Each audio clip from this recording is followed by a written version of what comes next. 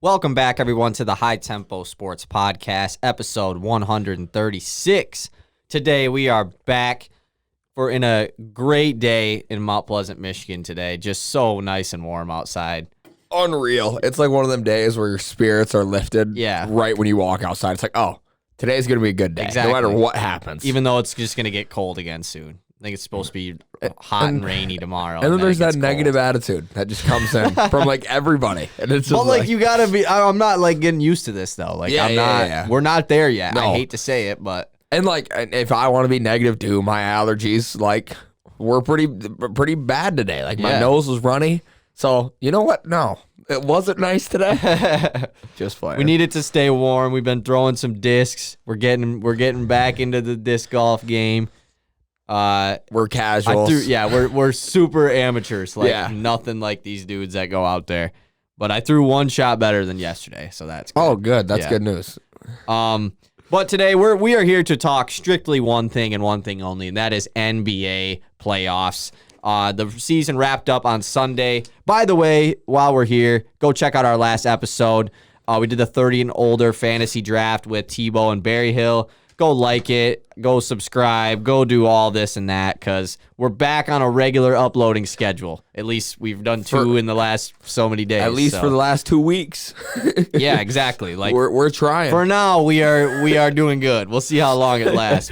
And it was hilarious. If you haven't seen the episode was awesome. Those two are so much fun to have on. Yeah, it was a very funny episode. Yeah, I like those guys. Awesome.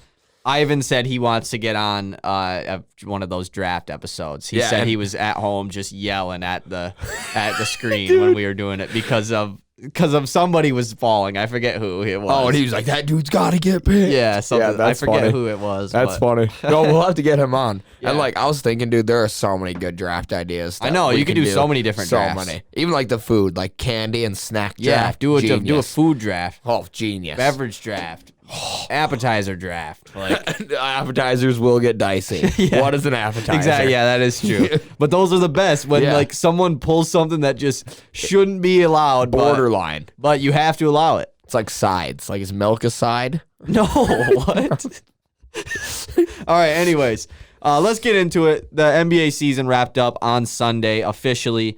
Tonight is the first round of the NBA play-in tournament. We have the Nets taking on the Cavs, and then the Timberwolves taking on the Clippers. We are going to predict the entire playoffs today, crown a champion.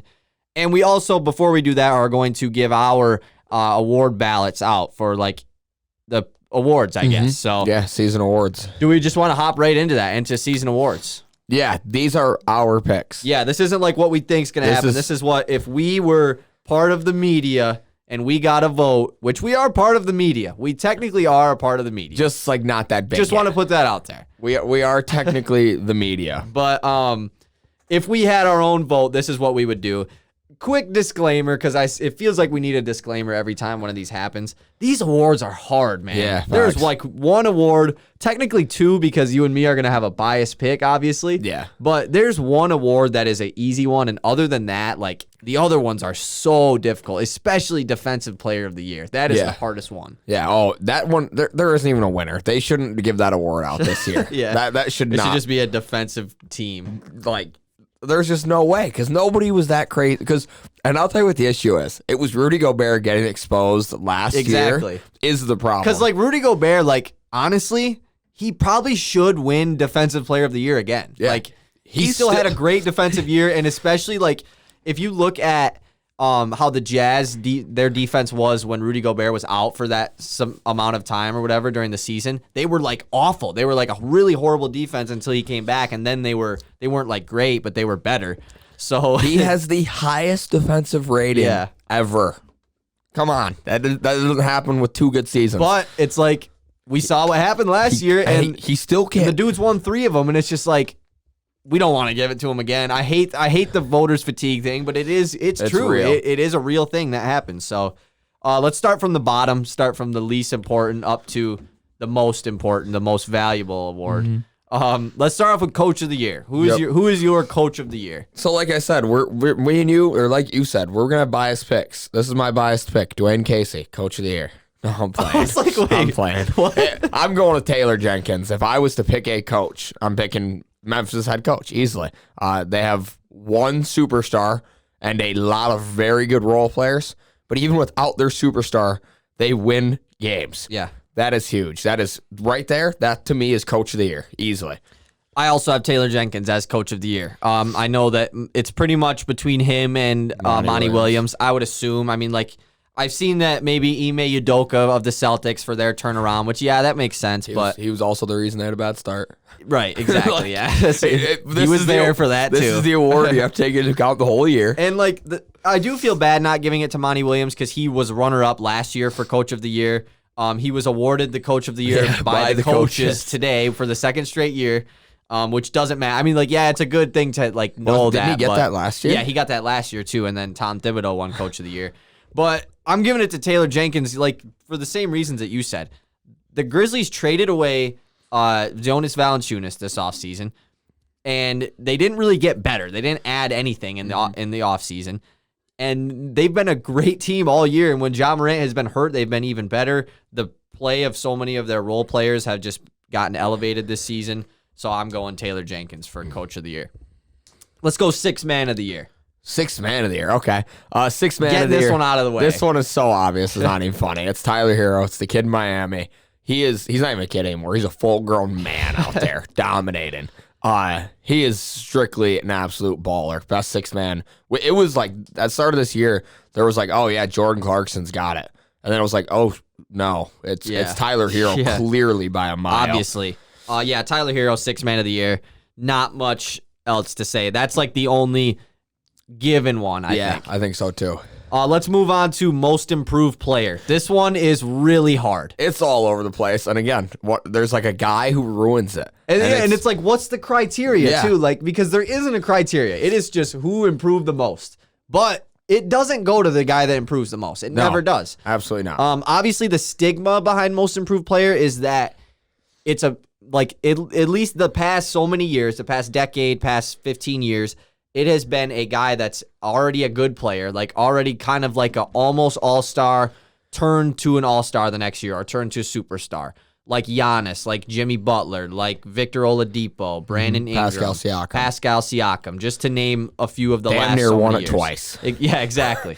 Giannis almost won it twice too. And so this year, there's like one guy that fits that criteria, and it's Ja Morant. But then you look at all the other guys that are improved, and it's like you've got Jordan Poole, you've got Anthony Simons, you got Garland, who I guess was an all-star, Bridges, DeJounte Murray. There's probably someone else that I'm Desmond Bane, Maxey. There's other guys we're probably forgetting too. Like there's so many guys that could be the most improved player. I'll let you go first with this one though. I'm stuck between, and I've been stuck between these three guys for a while, and that is Ja Morant. He is clearly the most improved player. Literally took and it's not like he wasn't like bad last year or anything. He was still really good, but now he's like a top 5 point guard in the NBA. Now he's like a superstar. Like literally one of the best players in the league this year, no doubt about it. So you've got that huge jump there, but I don't like giving it to just like a superstar because it's not like Ja was just some math player last year. He was that guy last year too. Like he was the best dude on their team last year. Yeah, and he just took another jump. Jordan Poole is there too, and Darius Garland. And I went with Jordan Poole. I'm going with Jordan Poole, the Michigan guy. Maybe my second biased pick, I guess. Maybe I've got two. But Jordan Poole's jump, and when you watch him play, he does take a lot of bad shots. Very Jordan Clarkson-like. Funny, they both have the same name. But Jordan Poole, sometimes he does things on the floor that you're just like, that's amazing that he was such a late draft pick, and he's got this much skill. Yeah. Jordan Poole is so impressive with scoring the basketball. And when Clay isn't there, you don't even have to worry because Jordan Poole is still there. Right. He's not as good, but he's very, very talented. Yeah, Poole jumped I think 6 points per game this year up to 18.5 points from I think around the 12-point area. Coming off the bench at the back half of the year. Yeah, coming off the bench where at the beginning of the year he was starting most of the time. Still shot pretty much the same percentage from three this year on a much more elevated role. Jordan Poole is my runner-up for most improved player. I really was thinking about going with him. And I wanted to get away from this stardom, most improved player, but I gave it to Ja Morant. as much as I want to say, like, I want to give it to the guy that improved the most, you know, like Jordan Poole went from 12 to 18.5 points. I know it's not all about points, but like it kind of is. That's a huge part. Anthony Simons went from 7.5 points to 17.5 points. But Ja Morant went from 19 points to 27.5 points. Like, he still made that crazy jump. He is another guy that his 3-point percentage went up this year. At the beginning of the year, he was getting all the talk for the most points in the paint in the league.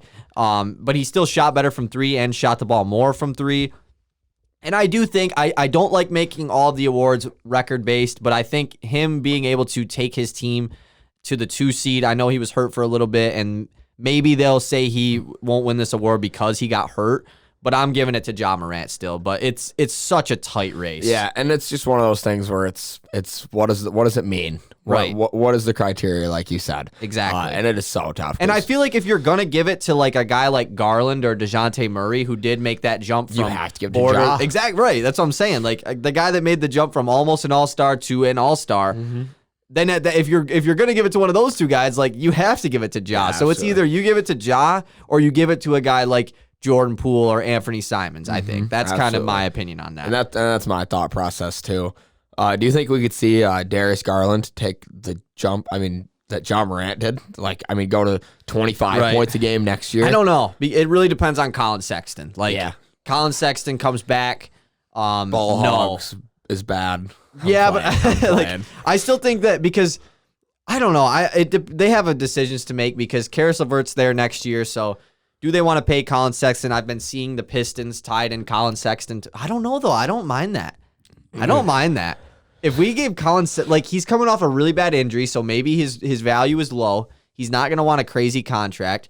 Maybe you even just give him like a 1-year deal. I guess. How much is he going to be looking for? Like, I'm just curious. Like, it's got to be at least $20 million. Yeah, right? at least. Right? So you got to move JG. He was averaging almost 25 points a game when he last played. So that's hypothetical. That's saying you move Jeremy Grant, brought in 2 rookies, and then you're getting Colin Sexton on top of that. Yeah, maybe you're not getting 2 rookies. Maybe Jeremy Grant's a part of a sign and trade to Cleveland, and then they just have Lowry. No, you put Jeremy at the 3 at that point. But then, what do you do with Lowry Markkanen? Huge. You just take him off the bench, I guess. Take him off the bench. They didn't run Mobley at the 3, did they? No. Lowry played the 3 last year, so like all year he started at the 3. Like, for the most part, yeah. That is crazy. Yeah. How do you do that? When he was healthy, yeah. How do you do that? And he wasn't bad this year. Like, he was pretty good this year. That is 3 humongous I wouldn't mind getting guys. Sexton, but I don't know. Like, I do like getting a scoring guard next to Cade, but like, he's not like this. I kind of want him to be able to shoot a little bit better than Colin Sexton. He can, but yeah, he's not like a spot shooter. Yeah. That's just an idea. But as far as the Garland thing goes, I don't know how much of a jump he takes points-wise because, like, I definitely think Evan Mobley will start to score more as he gets, older. Karis LeVert and Darius Garland didn't play for an extreme amount, so LeVert is going to be a guy that's going to score more. But Garland still could. Like, he definitely could get into that, like, 23, 24 points. Because I think he was at, like, 22 this year, 21 maybe, right? Or do you think he maybe, like, takes a step back and does, like, a Chris Paul thing? I'm just going to average 15 and 11. And probably not this young in his career, though. Yeah, probably not. But like he could. He easily could go. He could get to that 10 assist range easily. Too. And that's what I'm saying. Like if you do that, you definitely have to take a dip in your points. There's no way you jump up to 23 and 10 next year. That'd just be with all the star power coming. He could. Although the scoring ability coming back next year. Yeah. In my eyes. It all just depends on with Colin Sexton, I guess. Yeah, absolutely. Next award we have which one you want to go to? Do you want to do Depoy or Rookie of the Year? Let's do Rookie of the Year. Rookie of the Year. Cade Cunningham. He is the best rookie basketball player. That's it.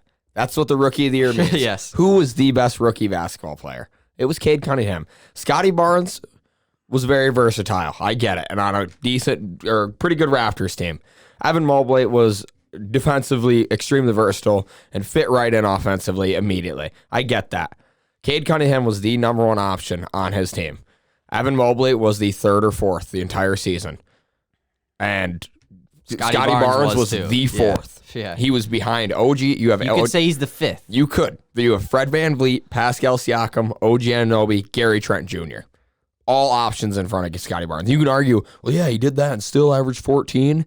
No, but like Cade averaged 19, getting double teamed more than Steph Curry and LeBron. Getting double teamed top 10 in the league. In the whole league, not just with rookies. In the whole league, he got double teamed in the top 10 this season. Like, you guys not realize what that means? like everybody in the league knows that he's the best rookie basketball player. That's what the award means. Cade Cunningham is the rookie of the year. Cade Cunningham is the rookie of the year.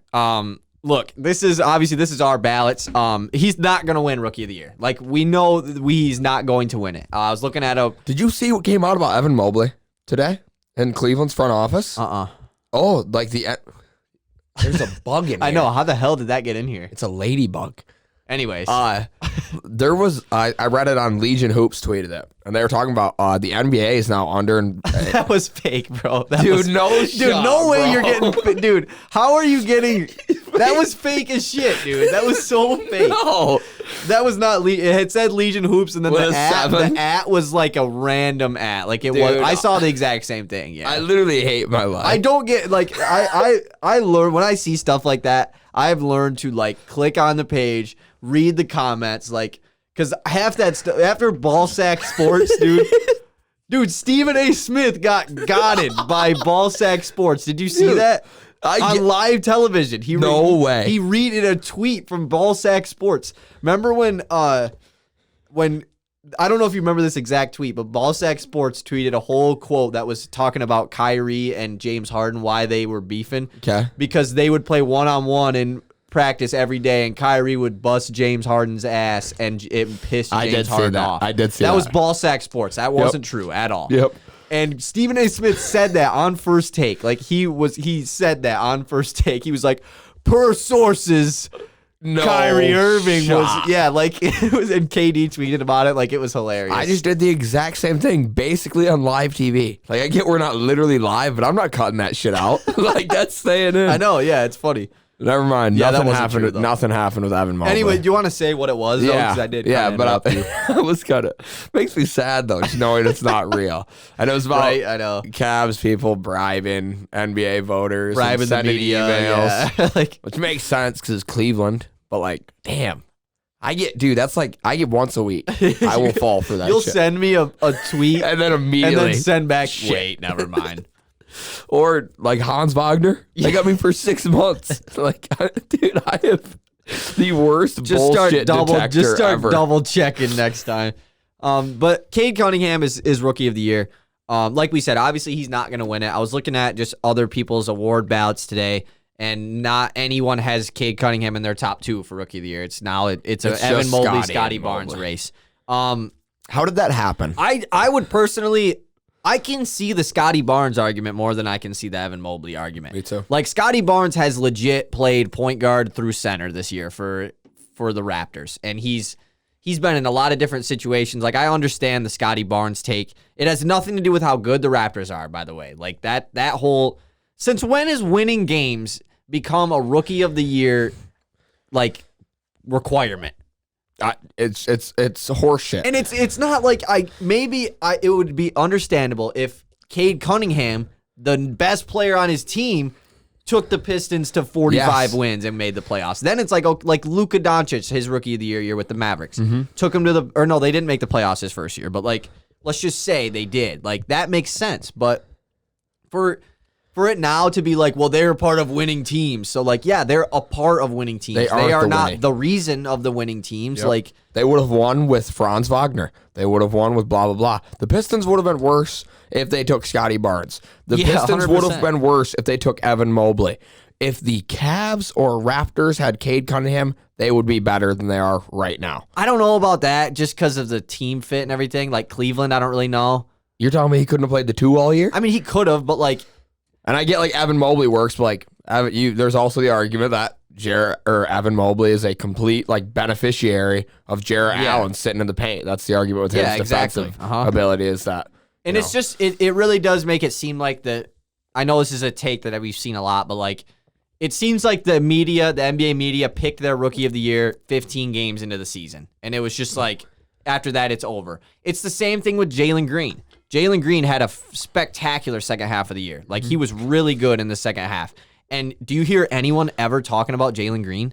Never. No. Like, he doesn't even get brought up. Like, just because he had Jalen Green struggled for longer than Cade Cunningham, but Cade Cunningham struggled for the first, 10 games of his career? And then was fine. And then was like really good after that. Didn't win Rookie of the Month. That's the one that's the worst. Didn't win Rookie of the Month for March. March. For March. Yep. After averaging 23, 6, and 7 or whatever. First rookie to put up them numbers since Michael Jordan. It was actually, get this, it wasn't that. Like, he averaged 23, 6, and 7. He was the first rookie since Michael Jordan to average 21, 5, and 5. So he did better than what those guys, than what MJ did. Not Rookie of the Month, though. Nope, not good enough. And, like, how do you see his most recent month and then go, yeah, Evan Mobley and Scotty are both still better? Yeah, exactly.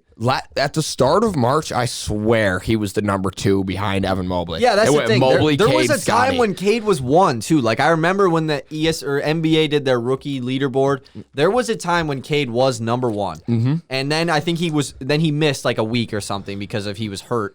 And then after that, it was like, oh, he missed a week. He's down to 3 now for good. Yeah. Evan Mobley misses, the 3 weeks.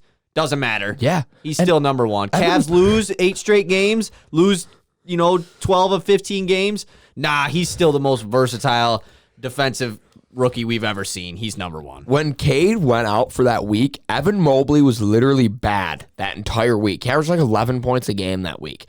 Cade would have averaged 18 or 19 that week. I don't get it. And I'm not trying to dog on the other 2 rookies. Like they're I like awesome. Scotty Barnes a lot. Like he honestly is probably my second favorite rookie. He's the most likable. He's one of the most likable. Like Kim and Cade Cunningham are really good friends. They Yep. played high school together. Like it's not like Cade has beef with these dudes. Cade and Mobley played in the Rising Stars game together, and it was fine. Like I know it sounds like I'm mad about this, which I guess I kind of am, but like just I've accepted the fact that he's not going to win. Mm-hmm.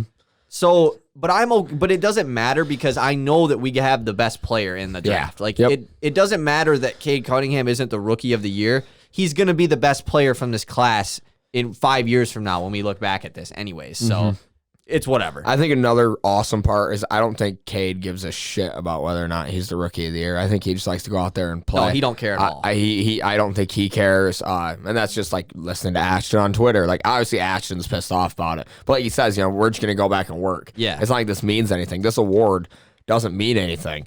You go back in NBA history and you're not looking at John Stockton won rookie of the year. Yeah. Damn, he was that's legit. There's a lot of rookie of the years that Mike Miller weren't won very rookie good. of the year. Yeah. Okay. What's Emeka Okafor won Yes. rookie of the year? It's just not that. Michael Carter Williams. We can keep going. Exactly. We can Malcolm Brogdon, Tyreek Evans. good player, but It's just, and that's just it. This is hilarious now. And Pistons, Cade Cunningham, we'll probably get dogged in like the next few years for, we got rookie of the year, blah, blah, blah.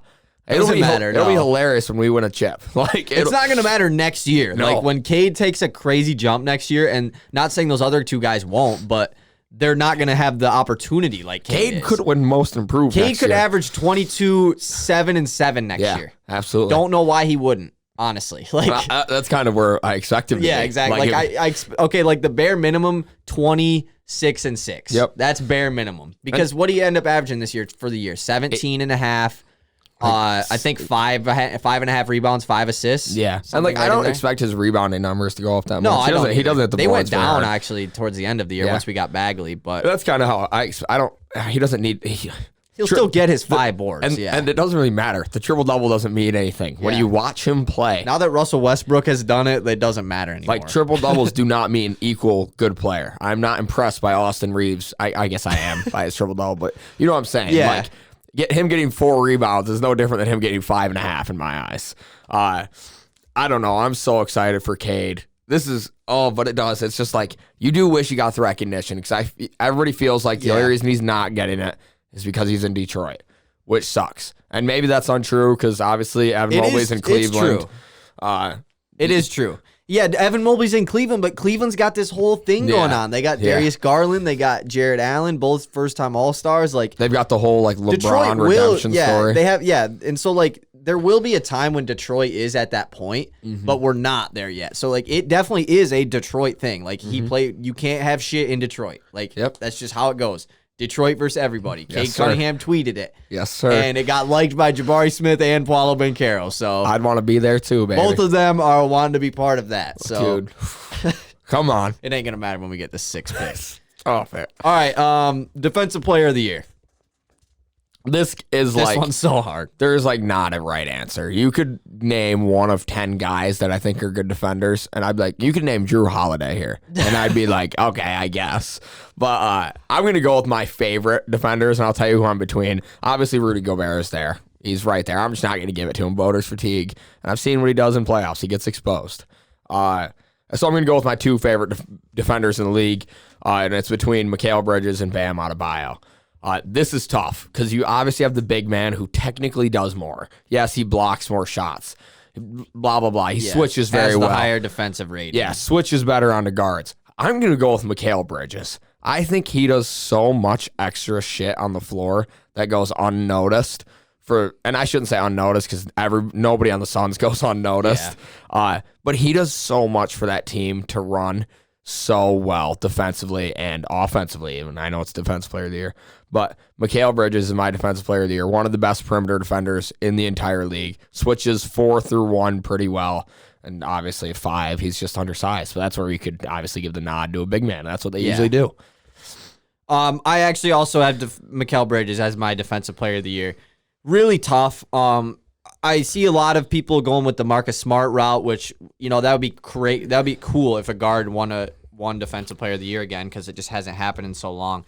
But the reason why I didn't pick Marcus Smart is because up until Robert Williams got hurt, it was like Robert Williams is like getting depoy love. And then once he got hurt, it was like, oh, well, now let's go with Marcus Smart. Like, just because the Celtics are the best team defense, which it makes sense. Like, Marcus Smart definitely could win this award, and I wouldn't be upset about it. But I just feel like that aspect of it was like Mikael has been the guy all year for Phoenix, whereas that's Marcus Smart kind of just came up out of nowhere now that Robert Williams got hurt.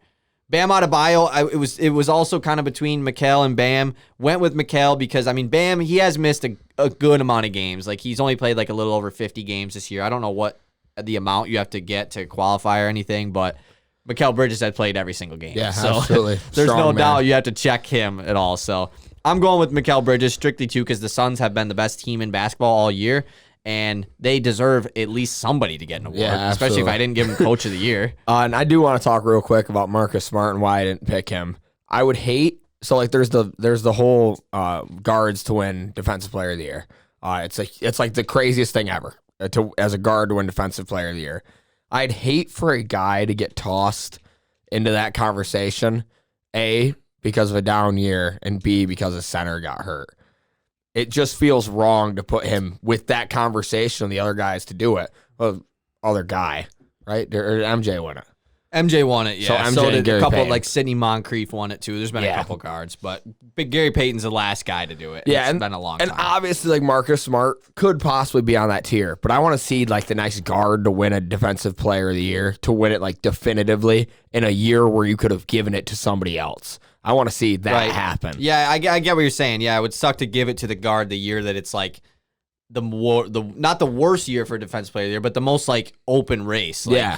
And there isn't an outlier. It just feels like, yeah, we're going to give it to a guard because we never give it to a guard. Right. I want to see a guard be the best defensive player all year. Like, everyone is like, this guard is winning Defensive Player absolutely. of the Year. Yeah. Because, like, is this Marcus Smart defensively better than prime Drew Holiday defensively?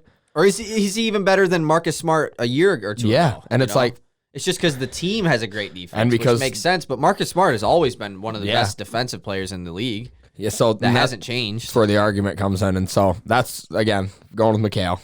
Yeah, I went with him too. I like that. That makes a lot of sense though. I had something I wanted to. This is so random, but last night I had something I really wanted to say on here, and I don't remember what it was at all. Man, I'm not going to be able to. I'll see if I can remember it for you. No, it was something about the Pistons. It for sure was, but was it about Paulo or Jabari? No, I don't think so. Man, it's really gonna bug me bad. But people are forgetting though that Killian Hayes is the French Marcus Smart. So. Yeah, dude. But don't tell Sada baby that he will not be happy. Did you see I tweeted at him? Did? Oh yeah, I put it in the. Are you in the enjoyers of basketball community on Twitter? Have you figured out communities? It's Kenny's like community, and there's like 6,000 people in it. it. And I like quote tweeted it. I was like, I was like, just check the eye test, bro. Like, Killian Hayes is good. When he's on the floor, he's a good player. He just dogged on him so long ago, and he's sticking to it. Like that's just which I respect that, I guess. You're not changing your mind. You're sticking to what you said. No, I don't really respect I think somebody who is afraid to change their opinions is like a worse thing. That is actually I like people who, when they're presented with new information, they change their like they will change their opinion open-mindedly. So like to say that, just whack. Yeah. He was just whack. Yeah, definitely. Last MVP. I don't know if we're gonna have the same guy here. I'm going with the obvious guy in my opinion, and that's Nikola Jokic. You could argue Giannis, no doubt about it, and I don't want to get to Joel because I don't think the Sixers are that great. And if you're gonna be like one of them top teams in the league and give the guy the MVP, he has to be he is by far the best player on that team. But they have to like dominate. He was next to James Harden, and they were like meh when they got him. And like, yeah, Joel Embiid kept putting up numbers. MVP is not about numbers. It is about who is very good. I think Nikola Jokic, without Nikola Jokic, the Nuggets are so bad this entire year. Without Joel Embiid, Ben Simmons might play basketball. Yeah, they might have never traded him. I'm playing, but I'm giving it to Jokic. I think his offensive impact and the way he just made that whole team competitive every night shows a lot about Jokic. I think that team sucks without him, and that's my argument against Giannis. You take away Giannis and Chris Middleton, Drew Holiday. They're still a good team. You're still a solid team. Nuggets are not. Yeah. And that's where I give that. And yeah, is that wrong? Sometimes, yeah. Is that other years? Do I think the other way? Yeah, absolutely. I don't know. Going with Jokic. I also went with Nikola Jokic for most valuable player. It's really tough. I think it is. I honestly, personally would say it's between him and Joel Embiid. Yes, you can argue for Giannis, but I think that like Embiid had such a crazy, like you could pick either guy, and I don't I'm not gonna like pick a reason why Embiid and Giannis don't deserve it, but it's like you're right. Like Jokic's ability to carry the Nuggets all year was crazy. Like the fact that they're as good as they are, like they're the 6th seed, but they're 2 games worse than Philly was this year, record-wise. Like only a couple worse than Milwaukee. Like they were in that group of teams that were all pushed together this year. And like Embiid had such a crazy year, first center to average 30 points since Moses Malone. Won the scoring title as a center this year, which is ridiculous. But I'm giving it to Nikola Jokic. I think, like you said, his ability to do everything for the Nuggets and take them to the playoffs without Jamal Murray, without Michael Porter Jr. Yes, I know Ben Simmons didn't play half the season for the Sixers, but I'm going with Nikola Jokic to win back-to-back MVP. I think those are both great ballots. I think anybody who looks at that ballot or ballots goes, yeah, these guys probably watch a little bit of basketball. Probably, yeah. I think those are good ballots. They'll see Cade, though, and be like, whoa, Mobley has a defensive rating of the Pistons won 20 games. He's 7-1 and gets to play perimeter. I remember what I was going to say. Let's go. If you would have told me at the beginning of the year that the Detroit Pistons are going to win 10 less games than the Los Angeles Lakers, I would have been like, hell yeah, we're making the playoffs, baby. We're the 3 seed. Yeah, we are in the playoffs. We got home court in the playoffs. We're there. I just thought that was hilarious. That is such a funny way of putting how disappointing the Lakers were this year. Like everybody expected them to be high. They finished 33-49. I mean, like that is just they didn't even they added teams to the playoffs and couldn't make the playoffs still. Dude, and what was up with what Russ was saying? I know about Frank Vogel, yeah, and like I'm backing Russ like pretty much this whole year, but like damn, that was I don't think it's Frank Vogel's fault. You sucked all year, dude. And like when do you look in the mirror and just go, yeah, this might have been a bad year for me. I'm going to come back and rebound next year. Every statement that came after that last game was bad. I feel bad for Frank Vogel. Me too, He got thrown under the bus. He got hosed. The Lakers, the last 3, not counting this year. We are excluding this year. His 3 years with the Lakers, I'm pretty sure. Maybe it was 2. They were like one of the top defenses in the league. Like when LeBron, Anthony Davis were healthy, like when they won the championship last year, one of the best defenses in the league. They won the championship 2 years ago. Like last year they weren't as good, but LeBron James and Anthony Davis were hurt all year, kind of like this year too. and they still made the playoffs. Obviously, they lost, and so to have this year where, all right, let's take away all of their good defensive players other than Anthony Davis. Let's get rid of them all just to get Russell Westbrook. And then all the other role players we're going to sign are going to be offensive-minded players. Let's get Malik Monk. Let's get Melo. Let's get, Trevor Ariza doesn't play. Let's but start Austin Reeves. Yeah, exactly. The formula just wasn't there for Frank Vogel.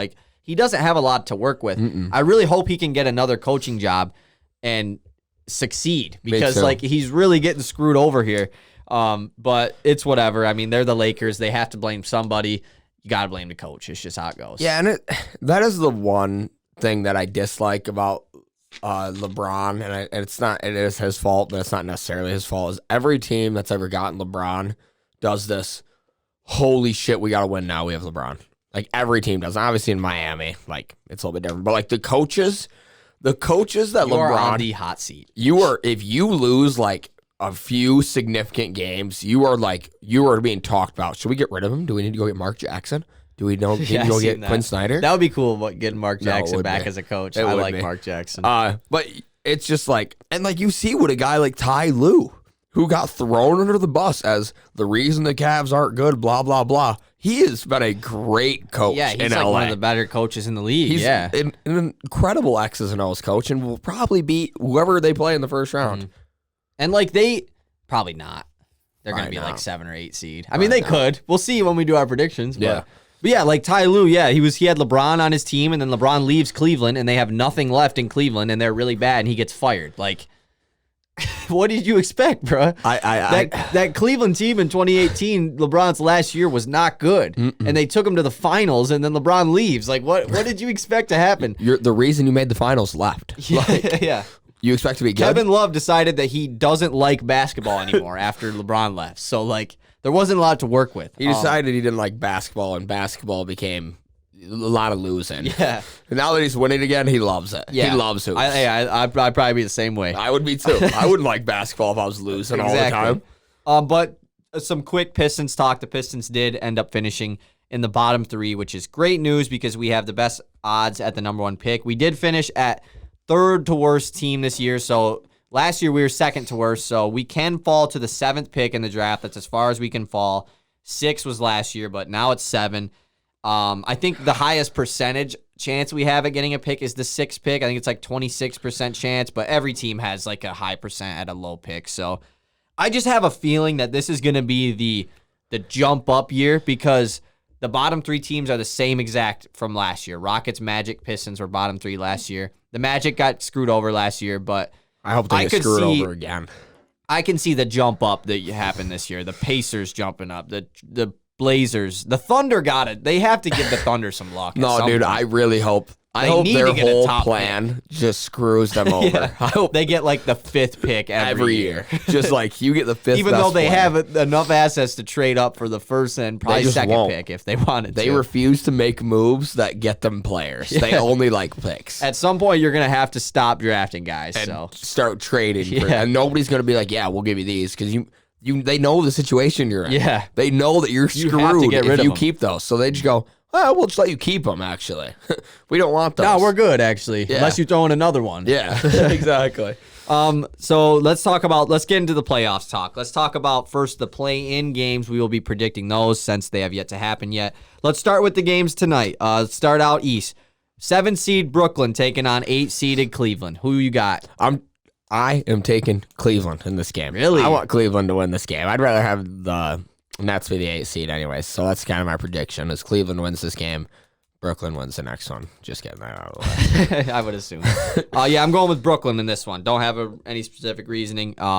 Ben Simmons, they said that they plan to ramp him up in the first round of the playoffs, so we'll see if he plays. It sounds like he might, but it's been sounding like that all year, so I'm not really going to imagine. I would it's awesome hearing that, but I would still be shocked if he actually suited up and played. I would be too. I'd be like, huh? Did you see what the report was today about Ben Simmons? It was the Nets players have been really trying to go at Ben Simmons in practice, and now he's got all this new confidence, and they said he walks around like he's Michael Jordan in the facility. It's okay. Dude, I love the media. Taking it a little That is far such there. bullshit. You're telling me a player said that. Yeah, Like, and you're telling me that they were going at him. They were not. they just said they were like, they've been like doing that to build this confidence where it's like, I don't know. He had this whole like, isn't that not what you want to do? Yeah. Like after what happened in Philly? I don't know. Other game tonight, 7 seed Minnesota Timberwolves taking on 8 seeded LA Clippers. I want the Clippers to win this game badly. I want to see the Clippers in the playoffs again. Like I said, Ty Lue is he's a great basketball coach. Yeah. I want to see what he can do in the playoffs with Paul George playing some incredible basketball since coming back. Norm Powell is back now as well. So you going with the Clippers? Yeah, going to LA. I'm also going with the Clippers to become the 7 seed. I jump from the 8 seed to the 7 seed. Let's talk about the 9-10 games. These are on Wednesday, tomorrow night, out east. 9-seeded Atlanta Hawks taking on 10-seeded Charlotte Hornets. Gonna be a fun one. Oh, yeah. Probably, like Kenny said, 160 to 160. Yeah. These teams don't play much defense. I'm going to go with the Atlanta Hawks just because I feel like they got to be, like, kind of freaking out. Like, we got to make playoffs. Yeah, we got to at least try to make playoffs. Yeah, so I think I'm going with Atlanta here. I'm going with Atlanta, too. But this wouldn't surprise me if Charlotte wins, but Atlanta, I'm going with them. Other 9-10 game, we have New Orleans versus San Antonio. And this game is such a, like, do I even care? None of these teams are going to make any waves. You never know. This could be Popovich's last game. You never really know when he's going to suit Facts, up. dude. Suit up. Or hang it up. Hang up the suit. Yeah, that. I'm going to go, well, damn, when you put it like that, I want the Spurs to win. Right? You know what I mean? I picked the Spurs. Go Spurs. Yeah, I want the Spurs. I know they're the 10 seed, but, like, why would they want to lose? Like, they have Popovich as their coach. They're going to try to win at least. Yeah. So I'm going to go Spurs. So that would mean we both picked Atlanta, right? Yeah. So in the second play-in game in the East, these games aren't till Friday. So, like, this play-in is like a whole week-long thing, which it'd be nice if they just knocked it out right away, but whatever. So I have Atlanta versus Cleveland. You have Atlanta versus Brooklyn. Taking Brooklyn.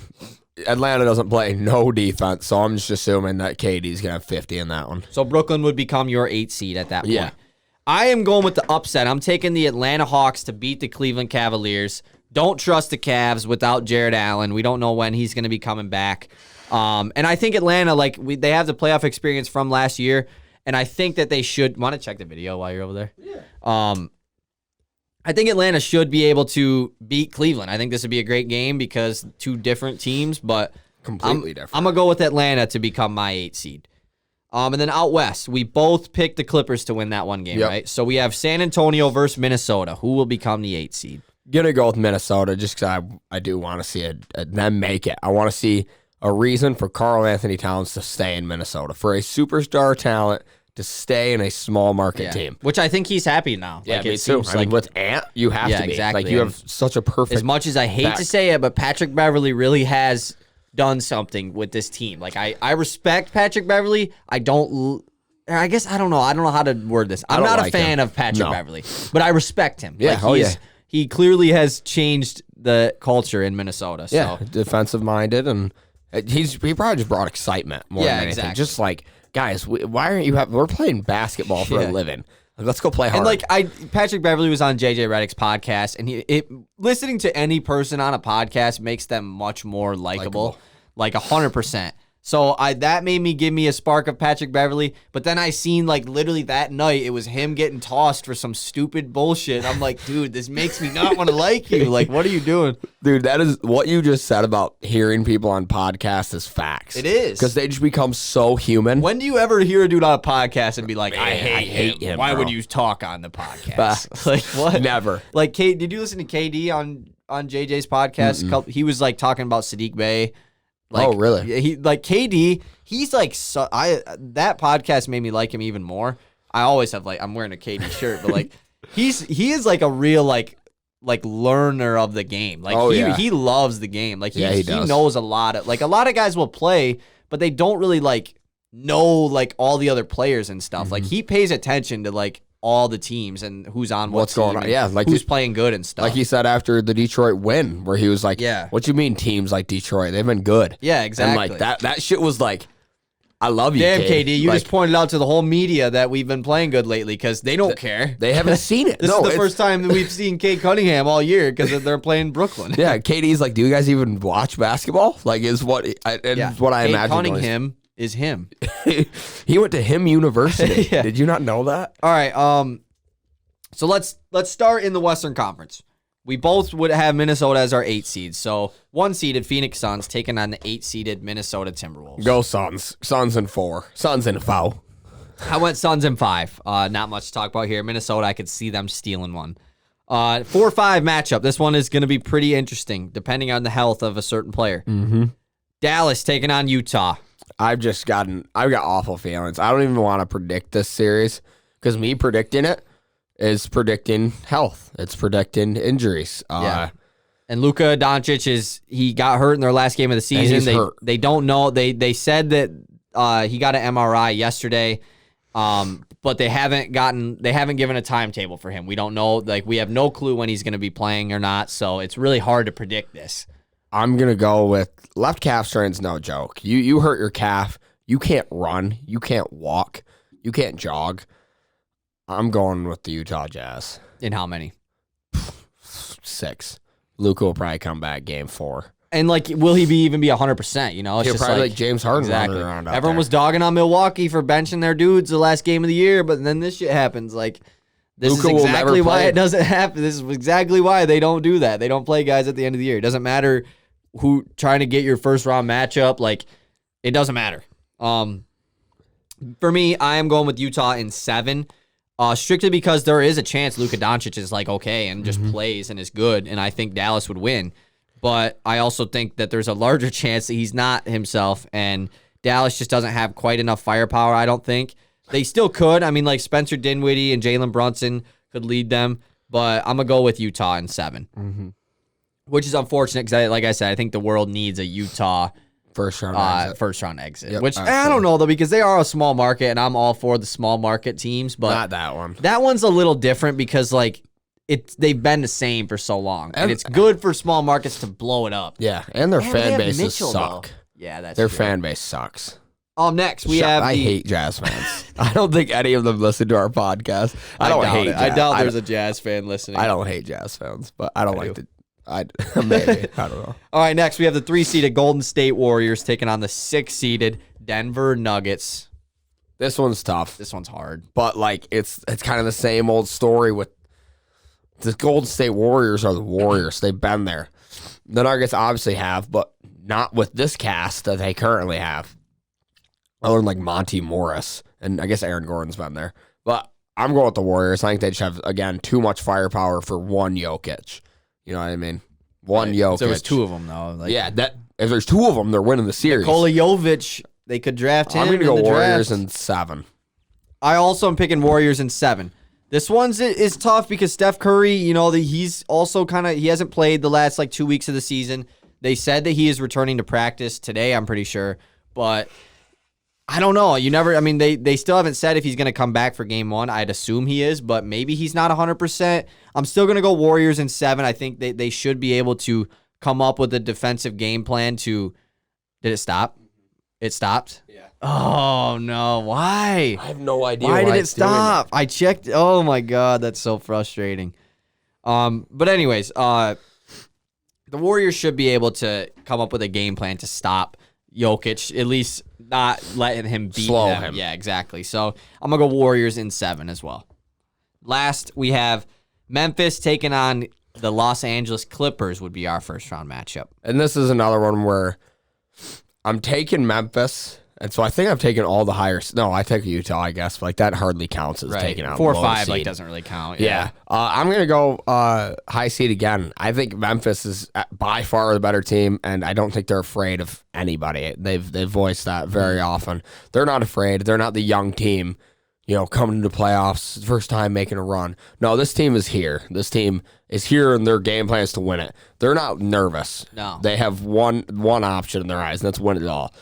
Shout out the Memphis Grizzlies because that shit's dope. I hope Detroit has that same mantra, and I think they will. They should, hopefully. Because Cade is a dog. I hope so. He's him. Yeah, I'm going Memphis in 6. I was thinking about taking the upset here, but like it would really just mess it up if the Clippers just like lost tonight and then they get the 8 seed. And so then it's just like, oh, well, I predicted them on the whole other side of the bracket. So that's kind of why I didn't take them.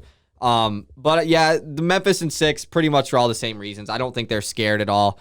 The Clippers, as much as it's nice having Paul George back, they don't have Kawhi Leonard, which is a huge piece. Like it's like $40 million. They could use him. So I'm going with Memphis in 6. Moving over to the Eastern Conference. This becomes interesting for you because you had Brooklyn as your 8 seed, right? Uh-huh. So I have Miami versus Atlanta. I'm just going to say I have Miami in 6. I do think Atlanta could steal a couple games. But you have Miami versus Brooklyn in the first round. Wow, that would be fun. Miami versus Brooklyn in the first round is interesting. I'm doing something that almost nobody else is doing. I'm taking Miami. I am the guy who believes defense wins you basketball when offense can't. And I don't believe offense can win you basketball all the time. The Nets suck at defense. They might be able to turn it on. I don't really believe that happens. Yeah. It depends on one guy playing. And if the Miami Heat turn it on, that is a different story. Miami Heat have shown that they can. And I truly believe that the defense outweighs the offense. Going with Miami in 7. KD might be a great series. Put a foot on the line again. Who knows? Yeah. Who knows? That would be funny. That would be I would be like, yeah, I'd feel bad. I would feel so bad, dude. He would just wish he had smaller feet. Yeah, like, I know. And then it's just like, what do you can't do nothing about that. It's your birthday cake. Like, what'd you wish for? He's like, I don't want to talk about it. Don't want to talk about it. Next series, we got the 4-seeded Philadelphia 76ers taking on the 5-seeded Toronto Raptors. Did you give yours?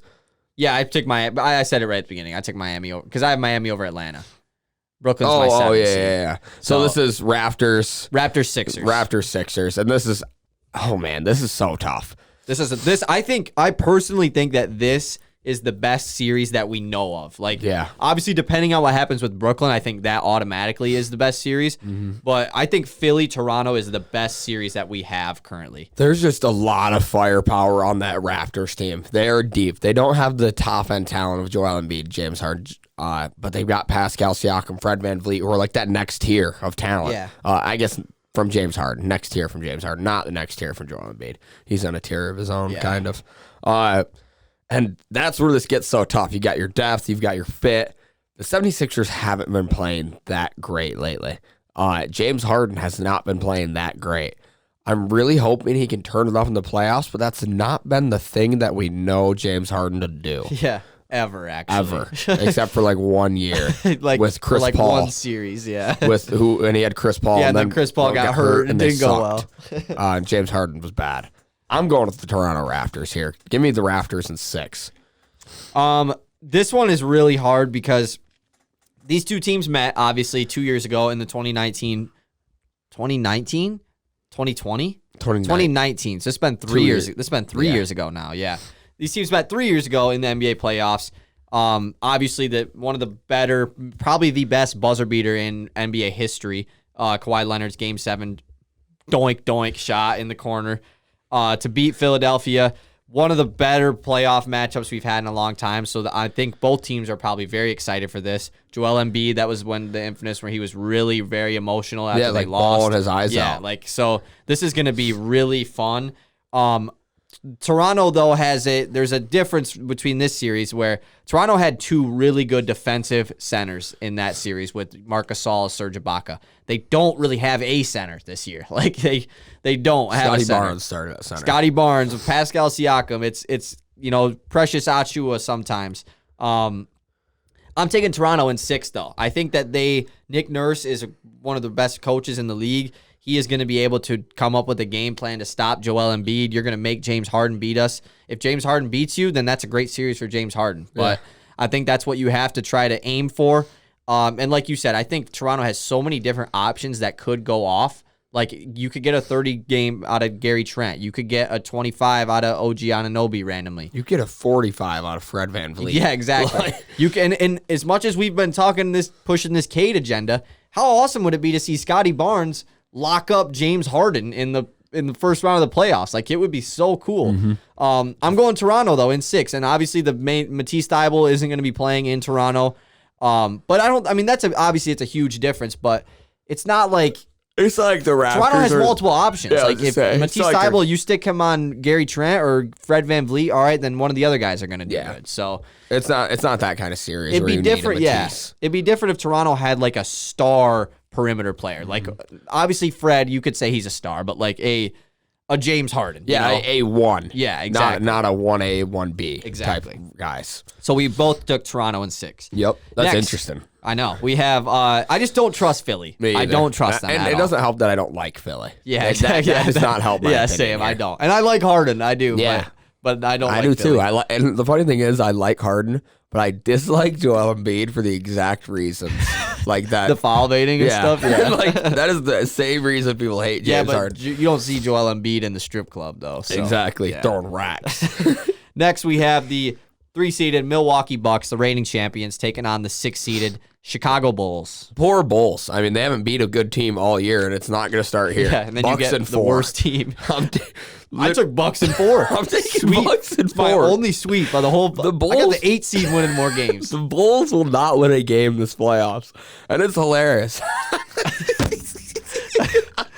Look, as much as I love Kenny and I like DeMar DeRozan, I kind of like Zach LaVine. I like Lonzo Ball. I like Vucevic. I don't like the Chicago Bulls. Never been a Bulls fan. I mean, pretty obvious we're Pistons fans. Never been a great Chicago sports fan in general. No. Don't like any of them, actually. Maybe the Hate Cubs. the Bears. Yes, the Mid Sox. I mean, don't get me started on them.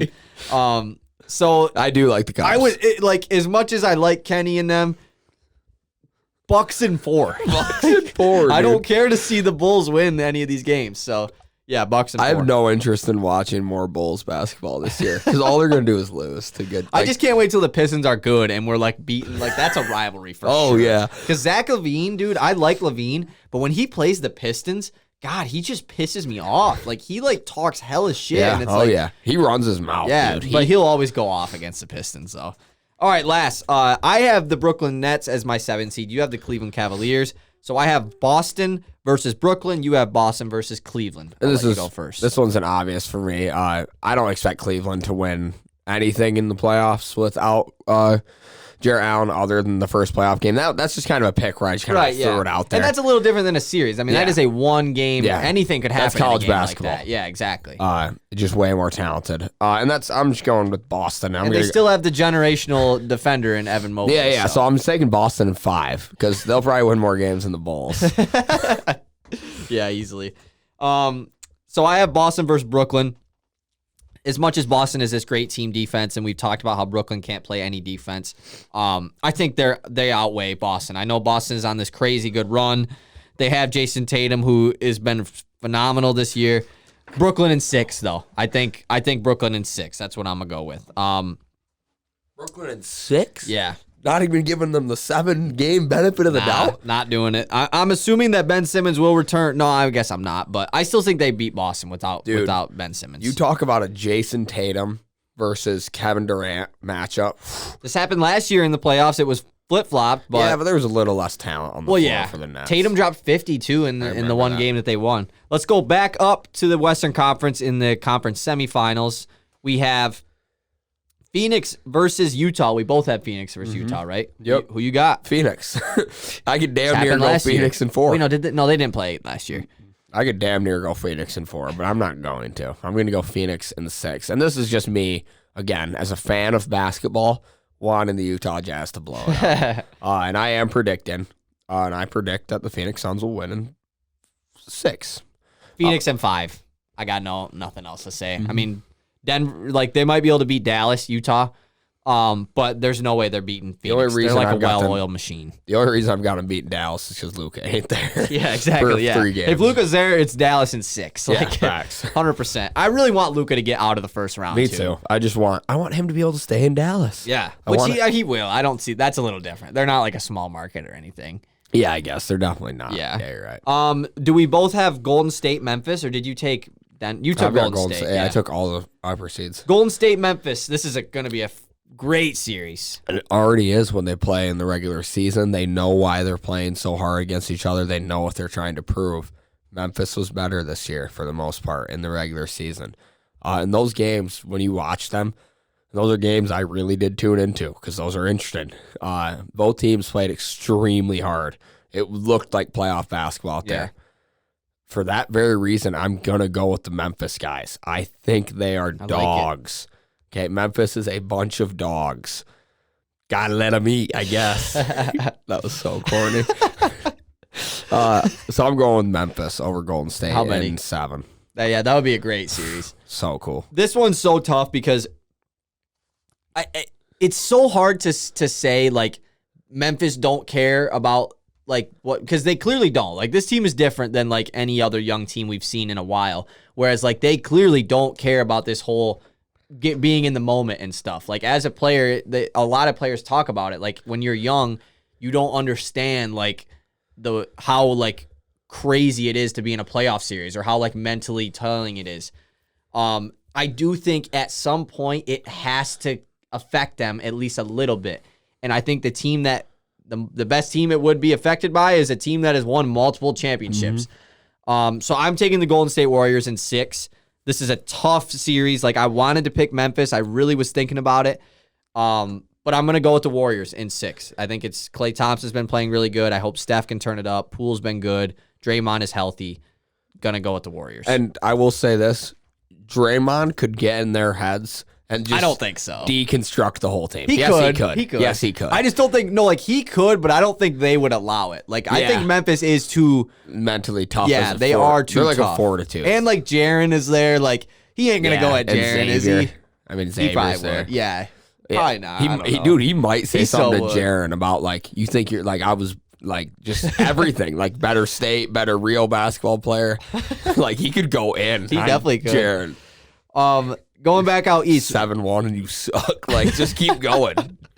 And you suck. He doesn't hold back. See, like, I don't think that's the type of shit that would get to you. Like, No. obviously, I don't suck. I'm in the NBA. No, but he like, imagine Jaren Jackson has 2 straight turnovers and Draymond's just, like, in his ear. Like, yeah, He could be, for moments too big for you, buddy. Go back to Yeah. college or something like that, you know? Never know. So you took Miami over Brooklyn, right? Yeah.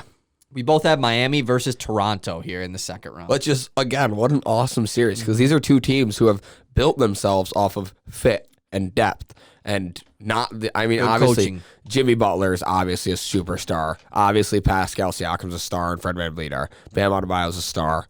But, like, these 2 teams are much more fit-based. We talked about this when Miami They don't have these super-duper star on their team. What's cool is we talked about this when Miami was in the bubble, which is 2 years ago. It's been 2 years since we talked about Miami in the bubble, which is crazy. It is really weird. Did Did these 2 teams play in the bubble? No, they didn't. no. Yeah, Toronto lost to Boston. That's what it was. And I'm gonna go with Miami Heat. Gonna go with them again. Miami has proven they are here to stay and win. Jimmy Butler is scary with his 7% 3-point shooting, but I think they can figure it out. I really do. And even then, I don't think that's too big of you an stick issue, him really. at power forward, like you stick him offensively at power forward, make him a ball dominant power forward or whatever, and you surround him. The shooters are there for the Miami Heat. It's like they're lacking shooting ability everywhere else. Everybody else can shoot. So I'm going with Miami in 6. I also took Miami in 6.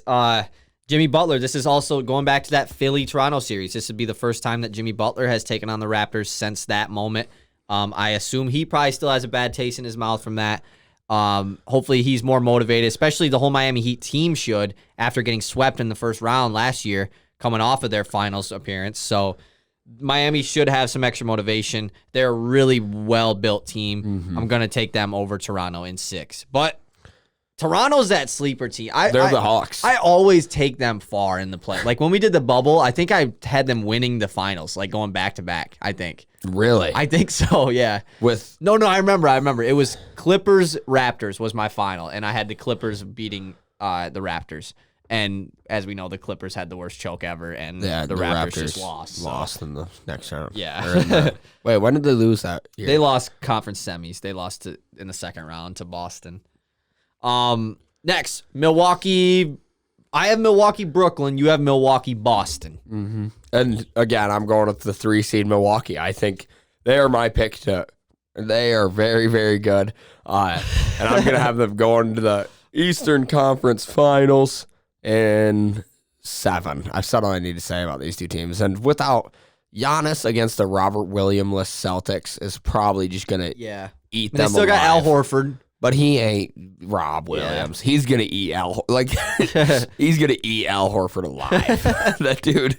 I mean, I get that Al Horford's the Embiid stopper, but that was 3 years ago. That was 4 years ago exactly. where he wasn't step back threes. So he's not even that anymore. But Giannis is a whole different athletic beast than Joel Embiid is.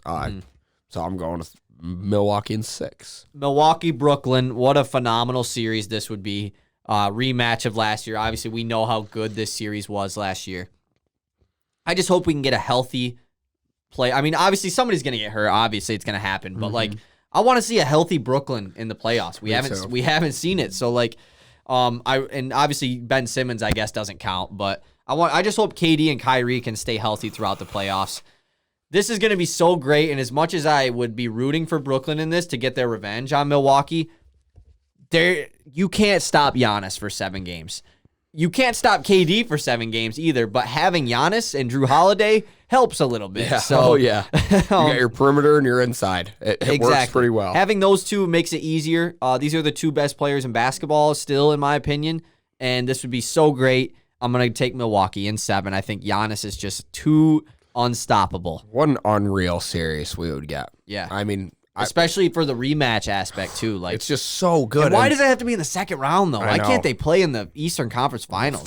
I mean, come on. Yeah, just stick them in just make that the finals, 1 through 16 seed, these guys. Give them a 1 through 16 seed, all one-sided bracket. Go to work. No, don't do that. Please. So you had Memphis beating Golden State, right? Yep. So your Western Conference Finals, Phoenix, Memphis. Wow. Am I really going to do this? I'm just realizing what's going on in my head. What's going on? You want to hear? What is going on? You can hear it right now. I'm taking Phoenix, right? Phoenix has been there. They've done that. They're hungry to get back to the finals. Okay, they want it. And guess what? Chris Paul still needs a ring. He still needs one. Okay, I'm going Suns in 5. I think they can actually dismantle Memphis. That's fair. The young team, the old heads with young guys. I mean, I say old heads. It's like just Chris Paul. The Suns are young. Yeah. Other than Jay Crowder. Yeah, and Chris Jay Paul. Crowder and Chris Paul. But you know what I'm saying? Like they've been there like that. Chris before. Paul gives them that old head mentality. Exactly. Yeah. They act like old heads. Exactly. Yeah. And so I just think they can absolutely dismantle the Memphis Grizzlies and just pick them apart, basically. So I'm going with Phoenix in 5. But for me, Phoenix versus Golden State. This would be a really fun series. This would be ideal if these 2 teams played against each other. Chris Paul versus Steph Curry. We've seen that in the playoffs multiple times the past so many years. Chris Paul has never gotten the better of Steph Curry. Never went well and for Chris. As much as I hate to say this, I'm a big Chris Paul fan. Most unlucky dude of all time is Chris Paul. Mm-hmm. So being that is what's going on, give me the Golden State Warriors in 7. Golden State going back to the finals. I think it's just meant to be. Klay Thompson is finally back. Wiggins was an all-star. Steph Curry, hopefully he can be healthy. Draymond's there. I know Phoenix is really good. This would be such a good series. Give me the Warriors in 7. It's funny because I almost took Denver to upset Golden State in the first round, and it still wouldn't shot. Like I have Golden State winning in 7, I think, or I think I had them beating Memphis in 6, but Golden State in 7 in the finals. Yeah, and that's a super cool take. I dislike the fact that we can say, and they've got Andrew Wiggins, who was an all-star, because he just didn't belong. Yeah, they just have Andrew Wiggins. Yeah, let's just go with that. He's pretty good. He was good this year. He was a damn good player. But yeah, I can totally see what the shit Klay's been doing recently. He is shooting shots like he is prime Klay again. Oh yeah, coming off of screens. He never left prime Klay. He Yes, still he is. He is prime Klay. But you know what I'm saying. Like when he first came back, he wasn't prime Klay. Well, yeah. Now he's like shooting shots like plays the same way, he is again, and he like coming off screens, not setting his feet, flying off them, just. Bang, and he's got the bang. swag still, Yeah, like headband. absolutely. Yeah. 76th best player in NBA history. Still, just remember that. No, Klay. 77th. Yeah, Dwight 77th. Howard. Dwight Howard's definitely in front of him. But that's interesting, and I like that you didn't have Phoenix going back. To the I wanted to final. do something different. Next, conference finals. We both have Miami, Milwaukee. Yeah. This another 3 years in a row, these teams would be playing each other in the playoffs. This would be super fun. Obviously, we know 2 years ago in the bubble, Miami had the huge upset over Milwaukee, building the wall against Giannis. Last year, the Bucks were not having it at all. Swept Miami in the first round. Rematch in the conference finals would be perfect between these teams. Who you got? This is interesting because there's a lot going on here that is more than basketball per se. Giannis is chasing greatness now, becoming one of the NBA's greatest players ever. And you can argue he's like getting into the conversation already at the age of 26. This is an opportunity for him to cement how dominant he has been recently. And I really hope he takes that opportunity in full stride and like just dominates and makes the finals again, beats Miami 3 years in a row. This would be 2 years in a row. 2 years in a row. Because they swapped him last year. 2 years in a row, and this is where I want to see Giannis get rolling. I'm a guy who I have no problem watching Giannis dominate for multiple years in a row. I am really hopeful that Giannis can make it back to the finals. I'm taking Milwaukee in 7 against the Miami Heat. I also took Milwaukee in 7. No really other reason other than you. I think this would be such a good matchup. It would be interesting to see how Miami would attack differently than last year. This would be the PJ Tucker series. It was part of that Milwaukee team last year. Now he's with Miami. Miami is filled with all of these like dog veterans. Mm-hmm. You've seen them get in a fight on the sideline. Like that was nothing new to nobody. Like no one even really cared that happened. And so, like, this is just going to be such a fun series because Milwaukee is very defensive, gritty, So this is going to be really good. I'm going Milwaukee in 7 because of the guy we've been talking about. I think Giannis Antetokounmpo, after last year's playoffs, his first 2 playoff series in the NBA was not the greatest. He really didn't play as well as everyone thought he could, just because they figured out a way to stop him. Last year, he really figured it out, like clearly was dominant the whole playoffs. I don't see why that would stop this year. And Milwaukee, in a lot of the big games they play this year, like the games against Philly and against Brooklyn, like the big primetime games, they seem to always end up winning those games. Like it'll be a tight game down to the very end, but they will close out those games and win them. And I think that translates to the playoffs. So I'm going to go with Milwaukee to make the finals as well. So you have a finals rematch of Phoenix-Milwaukee, which is really cool because, like, coming into the playoffs, I think that is, like, the favored outcome, I would say. But coming into the year this year, I don't think anyone thought Phoenix was going to go back. No. Milwaukee, you could say maybe, but, like, it was still Brooklyn, I feel like, coming into this year. So having Phoenix-Milwaukee again, I think would be super cool. I have Golden State versus Milwaukee, so I'll let you go first. I would love to see this rematch because I think, again, there's a lot to it. Chris Paul's legacy is on the line. D-Book can start off his legacy extremely well. DeAndre Ayton is chasing a bag. This is an opportunity to go get one. You have to defend for a whole series. Go to the Pistons after.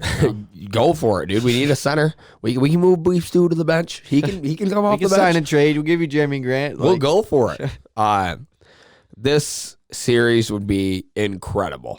And like I mentioned, Giannis has his opportunity to establish his dominance and his greatness. However, I really do think the Suns, if they get there again, they're not getting there and losing. I agree. Without injury. I think if they're there, they are winning it. I agree. I don't think anything will stop them. Yeah. I think they're that good at basketball. You watch them, and it's just like they make it look so easy. And they'll make it easy and then hit a tough shot at the end. And it's like, holy moly, these guys. They have so many extra passes, and they've always find the wide open shooter. Yeah. This team is awesome. They've got the defensive player of the year in Mikael Bridges, one of the best defensive big men in the year, or in the league, DeAndre Ayton down low. This series MVP could candidate, be amazing. Devin Booker. Yeah. MVP candidate, Chris Paul. Yeah. Before he got hurt. Both will be All-NBA players this year. I'm going with Phoenix in 7. I want it so badly. I would love to see Phoenix win it all. I agree that if Phoenix makes it, they will win. I just don't have them making it. So for me, Golden State versus Milwaukee. This would be super fun too because remember when before Giannis signed his super big extension, it was always the Giannis is going to join the Warriors. Like, it was just like everyone just thought that was going to happen. It was the Warriors or the Heat. I miss those days when, like, Giannis was going to go to free agency. That shit doesn't happen anymore. No one goes to free agency. But Milwaukee versus Golden State, I don't think Golden State can stop Giannis. It still is just... Same old story. I think that you stick Drew Holiday on Steph Curry, you can slow him down. Obviously, he's Steph Curry. He's going to find a way to get his shot off.